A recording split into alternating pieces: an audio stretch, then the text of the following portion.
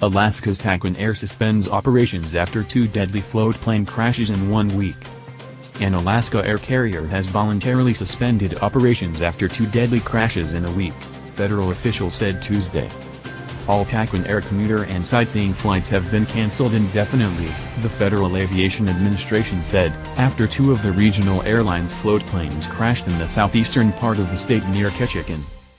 Investigators are treating the crashes as separate cases, said Clint Johnson, chief of the National Transportation Safety Board in Alaska.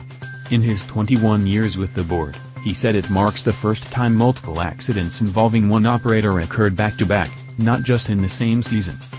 A Beaver floatplane carrying a pilot and 1 passenger cartwheeled into Metlakatla Harbor while landing on Monday afternoon, 1 week after another floatplane collided in mid-air with another floatplane near George Inlet. 6 people died in the first crash, including a pilot and sightseeing passengers who were traveling on the same cruise ship. As you can imagine, the past 24 hours have been incredibly overwhelming, and we are reeling from not only the incident yesterday, but also from last week. It's been a really heavy and heartbreaking time for us, a message on Taquan Air's website reads. Our priority has been our passengers and their families and our internal staff, and pilots. We have voluntarily suspended all of our operations until further notice.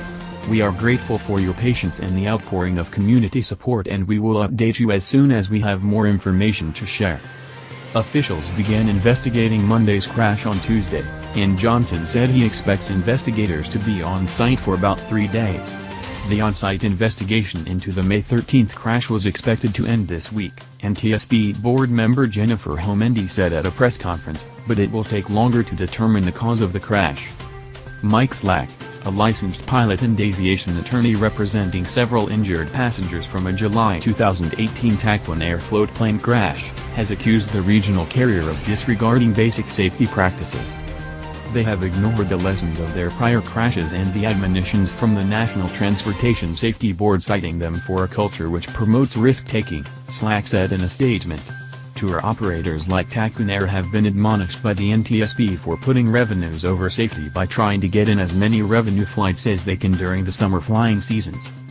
The floatplane crashes are not the first to claim multiple lives.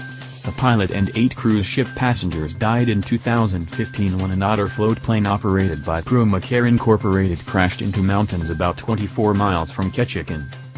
Federal investigators attributed the crash to pilot error, the company's culture and lack of a formal safety program. Taquan Air purchased the assets of Taquan in 2016, and currently employs 3 pilots who worked for Taquan, a company spokesperson said last week.